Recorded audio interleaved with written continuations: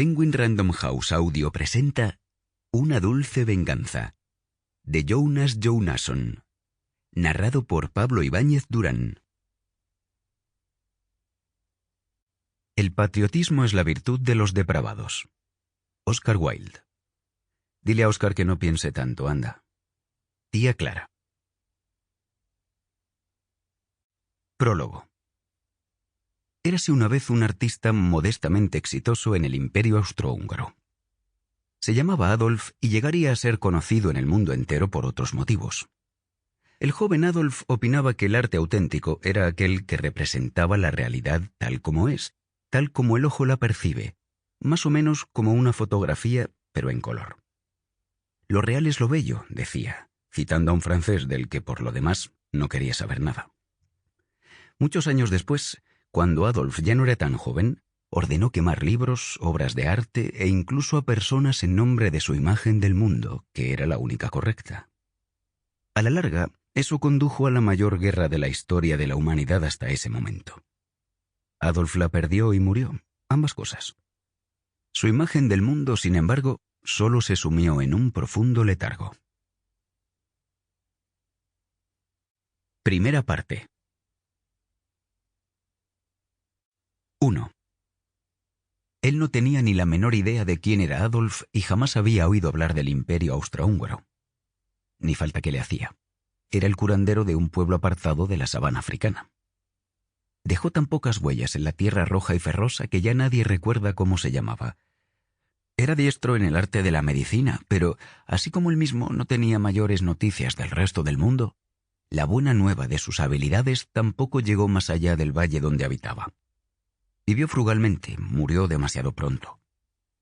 Pese a su destreza, no pudo curarse a sí mismo cuando más falta le hizo. Un reducido grupo de pacientes fieles lo lloró y lo echó de menos. El hijo mayor parecía demasiado joven para hacerle el relevo, pero esa era la costumbre desde tiempos remotos y no había otra opción. Tenía apenas 20 años y era aún más desconocido que su padre, de quien heredó el talento, pero no la humildad. La idea de vivir frugalmente no iba con él. Construyó una nueva choza consultorio con salita de espera separada. Empezó a usar una bata blanca en lugar de la shuka, el vestido tradicional de los masáis, y se cambió de nombre y de título. El hijo del curandero, de cuyo nombre nadie se acuerda, comenzó a presentarse como el doctor Ole Mbatian en honor al legendario masái, líder y visionario, el más grande de todos los masáis de la historia. El original llevaba mucho tiempo muerto y no puso objeción alguna desde el otro mundo. Entre las muchas cosas que desechó estaba la lista de precios del padre. Fijó otras tarifas más acordes con la fama del gran guerrero. Ya no bastaba con acudir con una bolsa de hojas de té o un trozo de carne seca para que el doctor se tomara la molestia de atenderte. Curarse de una dolencia más o menos simple costaba al menos una gallina, pero si se tenía algo más complicado había que pagar una cabra o más. Los casos realmente difíciles exigían una vaca, a menos que fueran demasiado difíciles, en cuyo caso el paciente podía morirse gratis. Pasó el tiempo y los curanderos de los pueblos vecinos fueron viéndose obligados a cerrar sus consultas porque seguían describiéndose como curanderos, nada más, e insistían en que un auténtico masái no se vestía jamás de blanco. El renombre del doctor Ole Mbatian creció en proporción a su lista de espera y hubo que ampliar varias veces el gallinero, el establo y el corral para acomodar tantos animales. Como tenía muchos pacientes y podía hacer pruebas con distintos bebedizos y decocciones, terminó volviéndose tan bueno como se rumoreaba. Ya era un hombre rico cuando nació su primer retoño, Ole Mbatian II. El chico sobrevivió los críticos años de la infancia y, como marcaba la tradición, fue instruido en el oficio de su padre.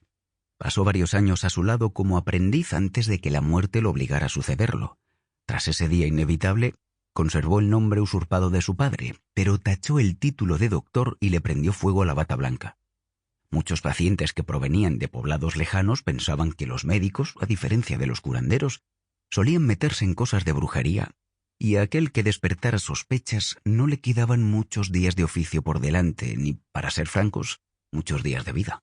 De manera que, después de Ole Mbatian, le tocó el turno a Ole Mbatian II, al que todos comenzaron a llamar el viejo cuando su primogénito, Ole Mbatian el joven, lo relevó. Con este último empieza propiamente esta historia. Sample complete. Ready to continue?